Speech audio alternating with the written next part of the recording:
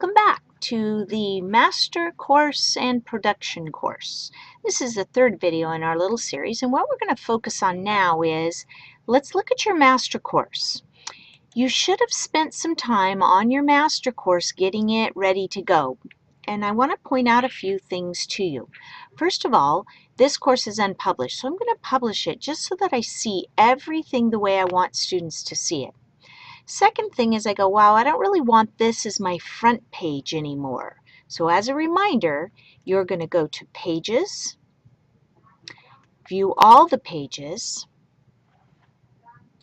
find the file that you want, the page that you want to be the front page, and change it.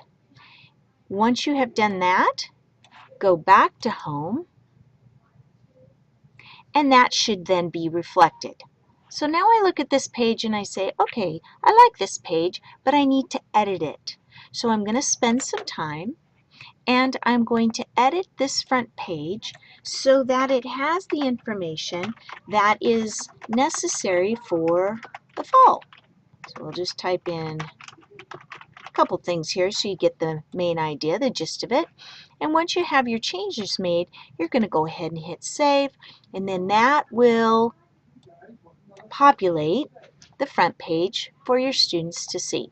You'll notice I named the page Welcome 2014-15 because in My Connect this file name always shows up. So make sure that your page name is displaying the way you want it to display. Now, so let's say you've spent some time, you've got all your master courses populated and looking the way you want them. Now it's time to copy that content into production. So the way that you copy the content is go to the course that you want to import to. So in this case, I want Coach Campo's Advanced Football and Weight Training course. And right now, it doesn't look too good. But it's going to change here in a moment because I'm going to go to Settings. I am going to go to Import. And I am going to choose from the drop-down content type, I'm going to copy a course. And the course that I'm going to copy is my master course. So if you've used the word master in your naming convention, it's a lot easier to find those courses and pull them into production. I'm going to go ahead and say all content, and I hit import, and this shouldn't take very long. Now that our content is imported from our master course into our production course, remember production course has kids and will have a term limit on it. We can go ahead and begin to customize. So the first thing I would check is what is the home page? And you'll notice here that the home page is not the right home page.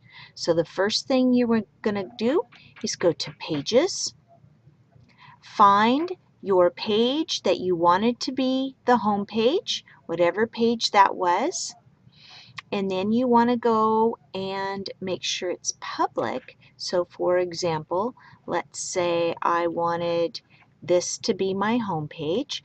I'm going to set it as my home page. And once that is set, I can then go back, double check it and make sure it's the home page again, and I can begin to customize.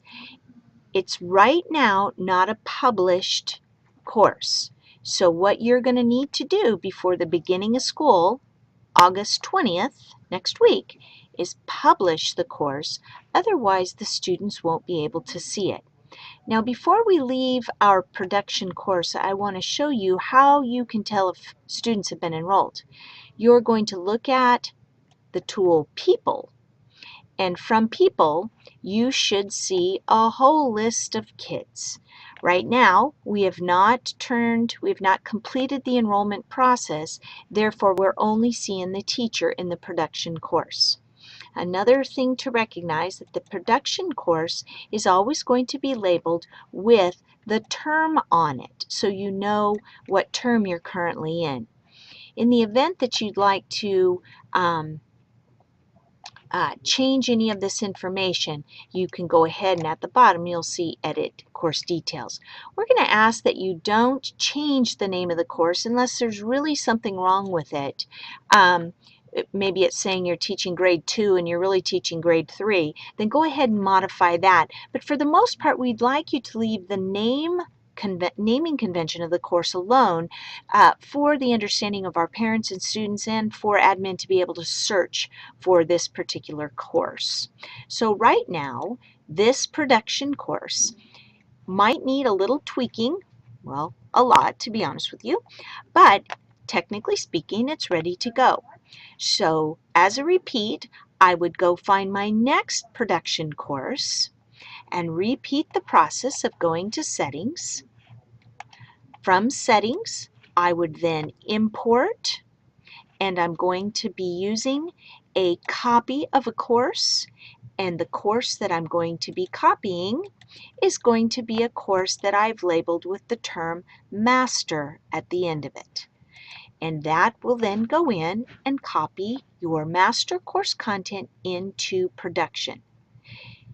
Thank you for joining us, and I hope these quick videos have been helpful in setting up your electronic classroom in MyConnect.